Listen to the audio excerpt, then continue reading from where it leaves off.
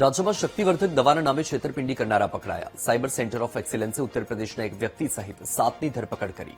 આરોપી અમદાવાદના વસ્ત્રાલમાં call centre ચલાવતા હતા. સોશિયલ મીડિયામાં જાહેરાતના આધારે છેતરપિંડી કરતા હતા. દેશભરના 5,000 લોકો પાસેથી આરોપીએ 5 કરોડનો તોડ કર્યો હતો. આરોપી ઓનલાઈન જાહેરાત કરવા દરરોજ 50,000 સુધીનો ખર્ચ કરતા હતા. જિલ્લા પોલીસ વડાની ઓળખ આપીને આરોપી તોડ કરતા હતા. વધુ માહિતી આપી રહ્યા છે સંવાદદાતા મેહુલ. મેહુલ, શક્તિવર્ધક દવાના નામે છેતરપિંડીનું કૌભાંડ ઝડપાયું છે, શું માહિતી?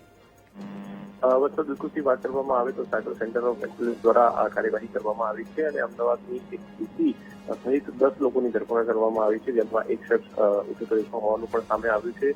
આરોપીઓ મોડેસ ઓપરેન્ડી હતી કે જેઓ સોશિયલ મીડિયા ઉપર શક્તિવર્ધક દવાઓ છે તેની જાહેરાત મૂકતા અને તેની ખરીદીના બહાને લોકોની વિગતો મેળવી લેતા હતા અને વિગતો મેળવી તેમને પોલીસ વડાની ઓળખ આપીને તેમની તોડ કરતા હતા. લગભગ 2,000 થી 1 લાખ સુધીની રકમની વસૂલાત કરતા હોવાનું પણ સામે આવ્યું છે અને દેશભરની અંદર આવા 5,000 કિસ્સાઓમાં 5 કરોડથી વધુની રકમ તોડ તેમને કર્યો હોવાનું સામે આવ્યું છે. પોલીસે આ જે આરોપીઓની ધરપકડ કરી છે તેમની વિગતો જે છે તે સંપર્કની વધુ લેવામાં આવી રહી છે અને સંપર્કના આધારે વધુ ગુના ઉકેલાય તેવી સંભાવના જોવામાં આવી રહી છે.